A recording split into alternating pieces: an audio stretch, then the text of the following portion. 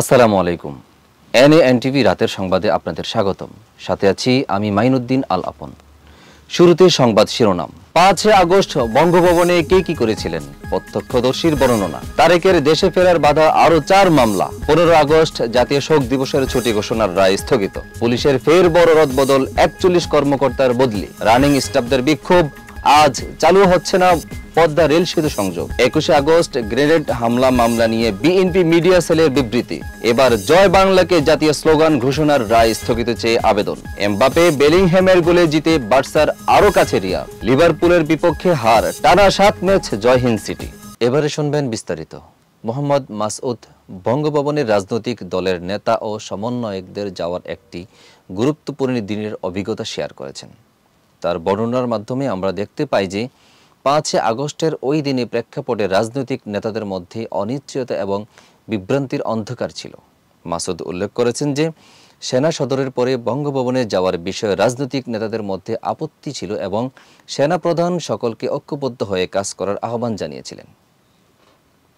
তিনি বলেছেন, পরিস্থিতি এমন ছিল যে অনেক নেতা নিরাপত্তাহীনতার কারণে ভয় পেয়ে গিয়েছিলেন। এছাড়া ইসলামী দলগুলোর আপত্তির কারণে কিছু নেতার বঙ্গভবনে যাত্রা বাধা পাচ্ছিল। বিস্তারিত জানাচ্ছেন লাবনী আক্তার। মাসুদ আরও উল্লেখ করেছেন যে বঙ্গভবনে উপস্থিত নেতাদের মধ্যে আলাপ আলোচনার সময় তারা সামরিক সরকার প্রতিষ্ঠার দিকেও পরামর্শ দিয়েছিলেন, কিন্তু সেই প্রস্তাবনার বিরুদ্ধে মতামত জানানো হয়েছে এবং আলোচনায় ছাত্রদের সাথে সংযোগ স্থাপনের প্রয়োজনীয়তা প্রকাশ করা হয়েছে। এছাড়া লেখকের মতে আসিফ নজরুল এবং অন্যান্য নেতাদের ওপর দায় চাপানো অযৌক্তিক মনে হচ্ছে, কারণ হঠাৎ ঘটনার পরে তাদের পরিকল্পনার অভাব ছিল। এভাবে এই পোস্টটি সরকার গঠন এবং রাজনৈতিক পরিস্থিতির মধ্যে যে জটিলতা ছিল সেই বিষয়গুলোকে স্পষ্টভাবে উপস্থাপন করেছে। সাম্প্রতিক সময়ে প্রকাশিত সংবাদগুলো বাংলাদেশে রাজনৈতিক ও আর্থিক পরিস্থিতি নিয়ে উদ্বেগ প্রকাশ করেছে। বিশেষত 21 আগস্টের গ্রেনেড হামলা মামলার বিচার পরিমাণ বেআইনি বলে উল্লেখ করা হয়েছে, যেখানে বিএনপির ভারপ্রাপ্ত চেয়ারম্যান তারেক রহমানের বিরুদ্ধে অভিযোগের কোনো যথাযথ প্রমাণ নেই। এর ফলে তার বিরুদ্ধে দায়ের করা মামলাগুলোতে আপিল না করে খালাস পেতে সক্ষম হয়েছেন। অন্যদিকে দেশের অর্থনীতি সম্পৃক্ত একটি শ্বেতপত্রে দাবি করা হয়েছে যে 2009 থেকে 2023 সালের মধ্যে 23,400 কোটি ডলার অর্থ পাচার হয়েছে, যা দেশের আর্থিক স্থিতিশীলতার জন্য একটি গুরুত্বপূর্ণ হুমকি বলে উল্লেখ করা হয়েছে।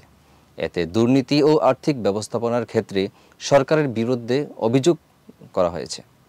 বাংলাদেশ ব্যাংকের গভর্নরও সতর্ক করেছেন যে ব্যাংক খাতের খেলাপি ঋণ আগামী দিনগুলোতে 25 থেকে 30% পৌঁছে যেতে পারে, যার বেশিরভাগই 2017 সালের পরের ঋণ। তিনি এও উল্লেখ করেছেন যে এই খেলাপি ঋণের বিষয়টি আগে গোপন ছিল, কিন্তু বর্তমানে এগুলো প্রকাশ আসছে। বিস্তারিত জানাচ্ছেন সিদি জান্নাত। শুধু অর্থনৈতিক সমস্যা নয়, বরং ধর্মীয় সংখ্যালঘু ইস্যু এবং সাম্প্রতিক ঘটনাবলী নিয়েও সরকার কূটনীতিকদের সঙ্গে ব্রিফিংয়ের আয়োজন করেছে। সরকার এসব বিষয় নিয়ে আন্তর্জাতিক মহলে নিজেদের অবস্থান পরিষ্কার করার চেষ্টা করছে।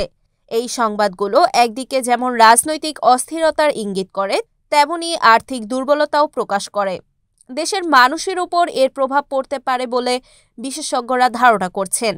দেশ ও জাতির নিরাপত্তা নিয়ে সেনাপ্রধানের আশাবাদ ব্যক্ত করা একটি উল্লেখযোগ্য বিষয়, যেখানে তিনি সামনের কঠিন সময়গুলোতে জনগণের নিরাপত্তার প্রতি দৃষ্টি আকর্ষণ করেছেন।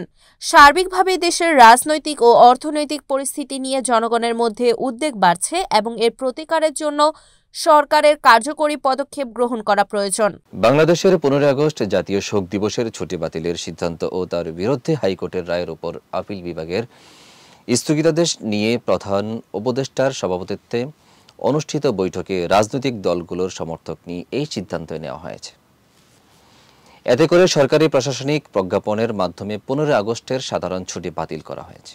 বিস্তারিত জানাচ্ছেন লাবনী আক্তার। হাইকোর্টের রায় স্থগিত করে আপিল বিভাগের আদেশ এই বিষয়ে নতুন পরিস্ফুটন ও আইনগত প্রতিক্রিয়া সৃষ্টি করতে পারে। এই বিষয়টি দেশের ইতিহাস ও রাজনীতি সম্পর্ককে গুরুত্বপূর্ণ তথ্য প্রদান করে এবং 15 আগস্টের শোক দিবসের প্রতি জাতীয়ভাবে কিভাবে প্রতিক্রিয়া জানানো হচ্ছে তা তুলে ধরে।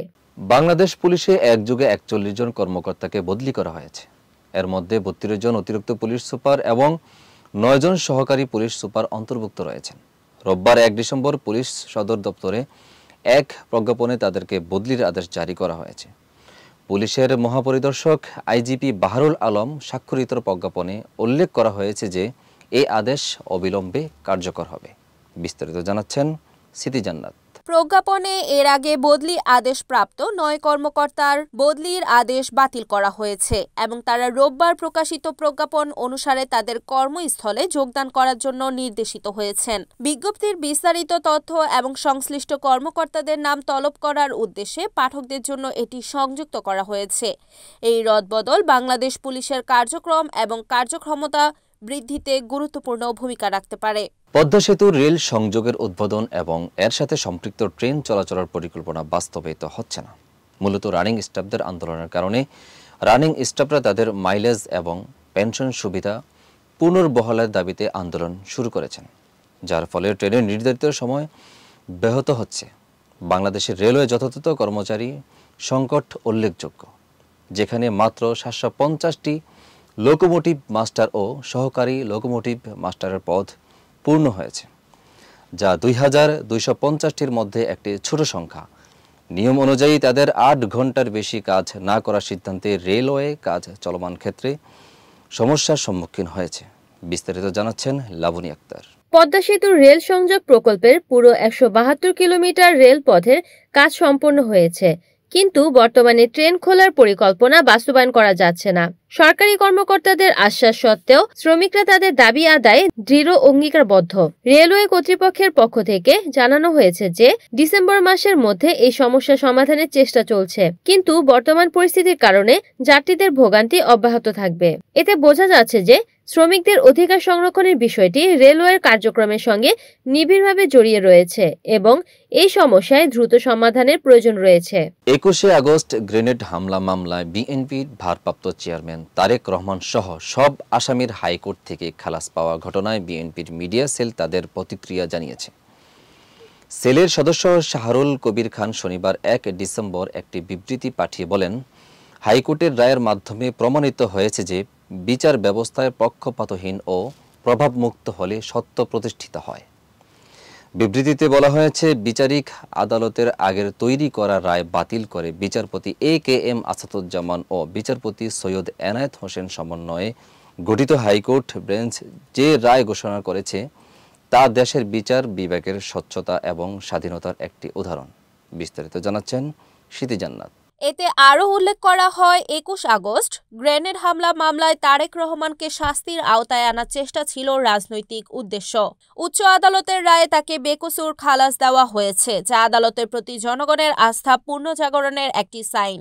বিবৃতিতে শেষ হয় যে বাংলাদেশের বিচার বিভাগ জনগণের জন্য একটি ভরসার প্রতীক হিসেবে প্রতিষ্ঠিত থাকবে, যা একটি মুক্ত ও গণতান্ত্রিক সমাজের জন্য অত্যাবশ্যক। রাষ্ট্রপক্ষ হাইকোর্টের দেওয়ার রায় স্থগিতের চেয়ে আবেদন করেছেন, যেখানে জয় বাংলাকে জাতীয় স্লোগান হিসেবে ঘোষণা করা হয়েছে।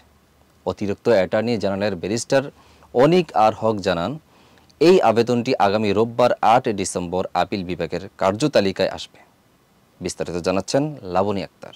2020 সালের 10 মার্চ হাইকোর্টের বেঞ্চ জয় বাংলাকে বাংলাদেশের জাতীয় স্লোগান হিসেবে ঘোষণা করে। আইনজীবী ডক্টর বশির আহমেদের 2017 সালে করা রিটের শুনানির পর এই রায় দেওয়া হয়।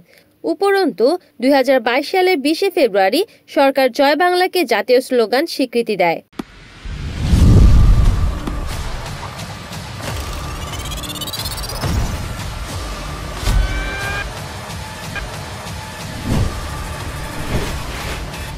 এবারে খেলার খবর। লিভারপুলের বিপক্ষে চ্যাম্পিয়ন্স লিগের ম্যাচে কিলিয়ান এমবাপ্পে প্লান্টে মিস করার পর গেটাপের বিপক্ষে একাধিক সুযোগ তৈরি করলেও কিছুটা হতাশাজনক ছিল তার পারফরমেন্স। তবে তিনি এই ম্যাচে শেষ পর্যন্ত গোল করে দলকে সাহায্য করেছেন। রিয়াল মাদ্রিদের 2-0 গোলে জয় এবং লিগ শিরোপার লড়াইয়ের মধ্যে দাঁড়িয়ে বার্সেলোনাকে টেক্কা দিতে লস পায়েস্কোদের জন্য এটি একটি গুরুত্বপূর্ণ জয় ছিল।